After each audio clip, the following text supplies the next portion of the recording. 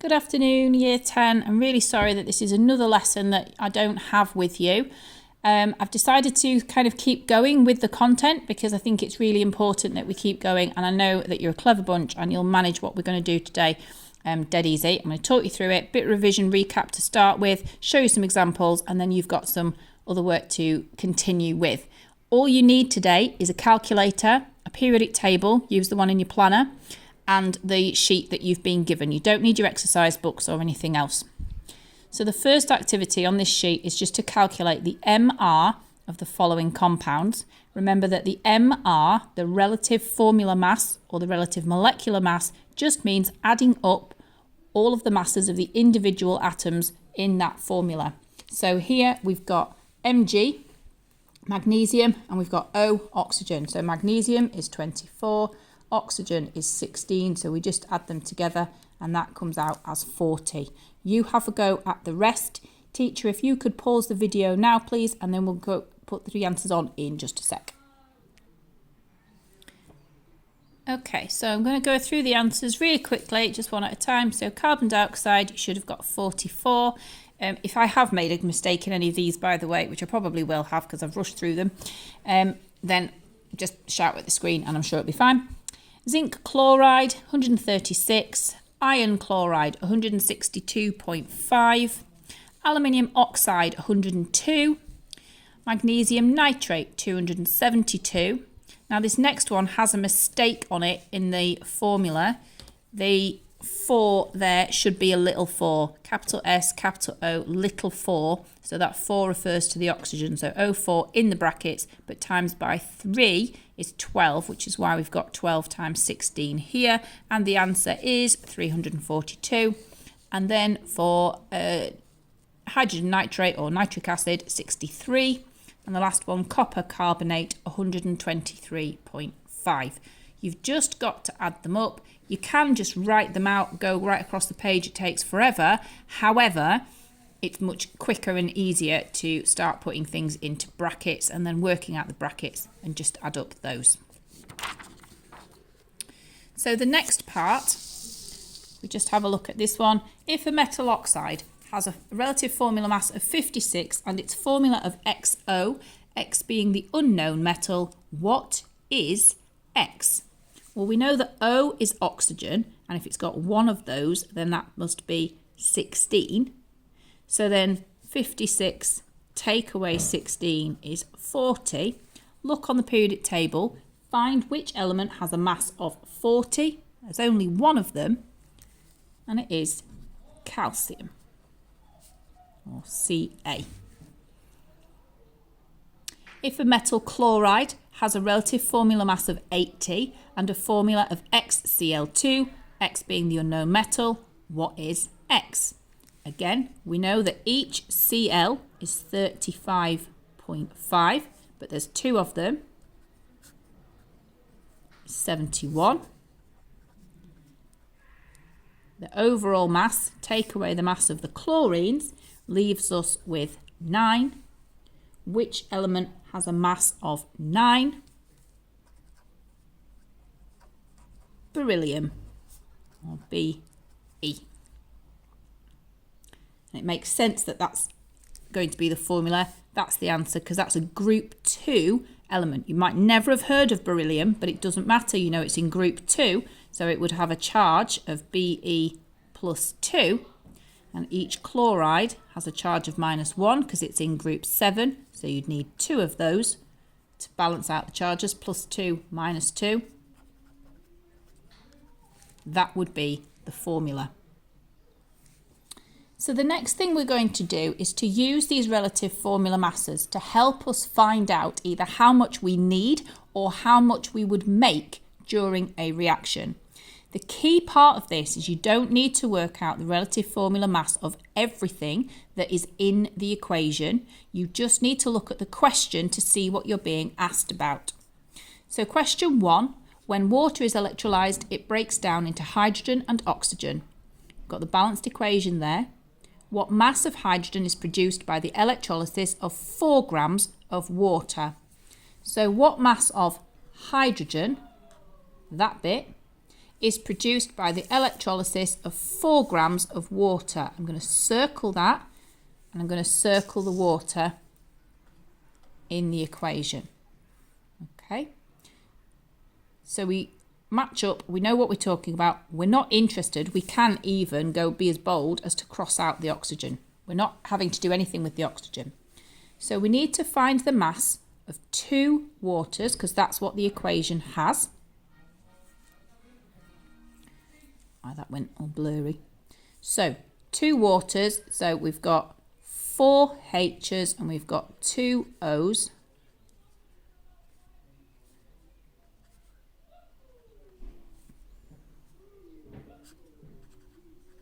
We've got 36, okay, 36 grams per mole, if you like.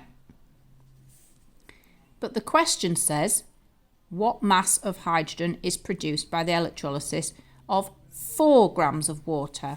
So we need to take that 36 and turn it into 4. The way we do that, how many 4s go into 36? Divide by 9. Now look at the hydrogen here, 2H2, so that's 4 times hydrogen. That's 4 times 1, so that's 4. So what that's saying is that if we'd started with 36 grams of water, we would make 4 grams of hydrogen. However, the question tells us we only started with 4 grams of water. So we have to do the same on this side. Here we divided by 9, so 4 divided by 9 will give us our answer. Get the calculator. 4 divided by 9 is 0.44.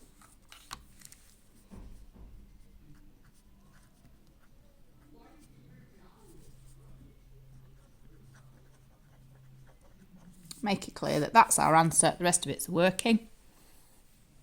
So the next one, I'm going to go through these and I'm going to leave you to have a go at the rest of them. So again, we need to match up what we're being asked about and what is in the equation and what can we ignore. What mass of calcium oxide is produced when 12.5 grams of calcium burns? So 12.5 grams of calcium, that's the calcium, and the calcium oxide, that's what we're trying to find out there. So 2 calciums, each calcium has a mass of 40, so 2 times calcium is 80. That's telling us if we had 80 grams, we'd get 2 calcium oxides, so 2 calciums and 2 oxygens.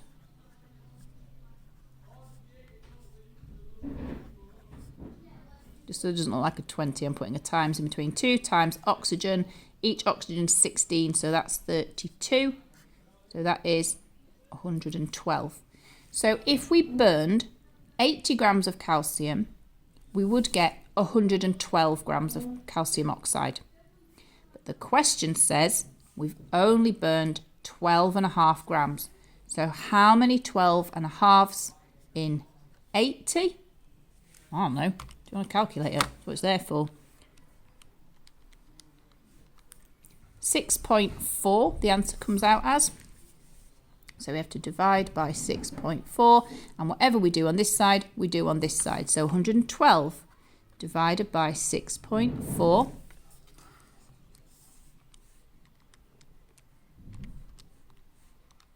Seventeen and a half, 17.5.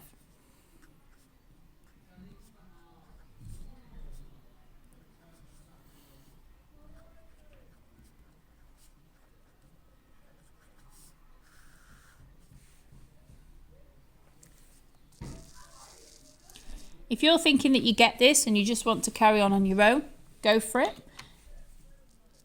You can pause the video if you like, and then I have the answers on in a second. I'm going to keep working through these next 2, and then you've got a load more on the next pages to keep you going as well. This one looks more complicated because the formula look awful. You've got lots of numbers going on here, but it's really not. What mass of aluminium is produced from 100 grams of aluminium oxide? So those two things, again, we can ignore that. We could have ignored that one up there as well. It's not always that you ignore the oxygen, it's just the pattern here. So, aluminium oxide, now we worked that out on the front page. 2 aluminiums at 27 each and 3 oxygens at 16 each came out as 102. There's 2 102s here. I'm just trying to keep it a bit quicker. So 2 times 102. 104. So if we had 204 grams of aluminium oxide, we'd make 4 aluminiums. 4 times 27. It's Friday afternoon when I'm doing this. Let me off using the calculator. 108. But we didn't use 204 grams of aluminium oxide. We used 100. So 204 divided by 100, I can do that one in my head, 2.04. Ooh, move it over a bit so you can see what I'm doing. We're going to divide by 2.04 to get to 100. We've got to divide this by 2.04. So 108 divided by 2.04. 52.9. I'll just do 3 significant figures.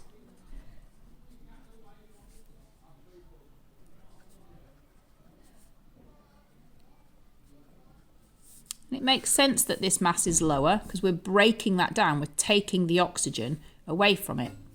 If you were to work out how much oxygen you've got in there, 6 times 16, you add that to the 108, you'd get 204. The total mass on this side adds up to the total mass on this side. Last one, and then I'm going to leave you to it. The teacher who's covering this lesson will have a set of the answers, but they're not going to give them to you until you've had a really good bash at doing this on your own. So question 4 here. What mass of copper sulfate is produced when 34 grams of copper oxide reacts fully with sulfuric acid? Word equation, symbol equation. What mass of copper sulfate? We've got to identify what that is. Helps us with the word equation. That's that one. And 34 grams of copper oxide. That's this one. So copper oxide, 63.5, add 16, 1 copper and 1 oxygen. Comes out at 79.5. So if we were using 79.5 grams of copper oxide, how much copper sulfate would we make? 63.5, add 32, add 4 lots of 16 for 4 oxygens is 64. Quite good at your 16 times tables doing that. And then the mass of copper sulfate, 63.5, add 32, add 64, 159.5.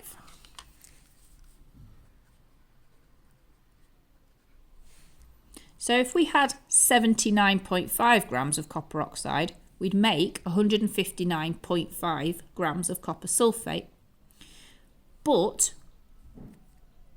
the question says we have 34. So how many 34s into 79.5?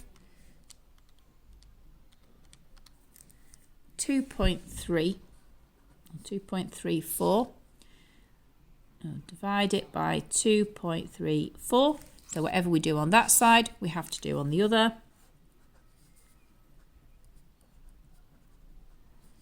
So 159.5 divided by 2.34, 68.2.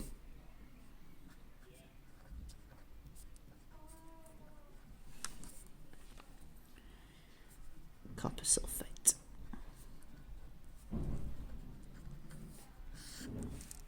So you work out the relative formula masses of the things that you're being asked about. That's why I've underlined and circled, so I can identify what's what in the equation. And then we've scaled that, in this case always down, but it could be up, to get to the number that we stated in the equation.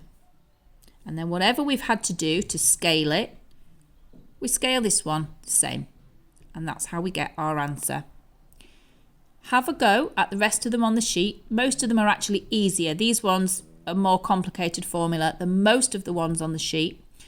Write out every step of your working. I know you don't like doing it, and in some cases you probably feel like you won't need to. But just in case you're still not clear on why you need to show your working, you're showing your working because if you press one wrong button on that calculator, you're going to get the wrong answer. And if all you write down is a wrong answer, 0 marks. If you show your working and then you write down a wrong answer and there's some sense in your working, you're going to get multiple marks for that working out. It's easily done to trust the calculator and to slip up and not get the right answer. Don't throw away all the marks just because of a bit of laziness. It also helps you to really see where the numbers are coming from when you lay them out. And it'll help you to see that if you have gone wrong, where you've gone wrong.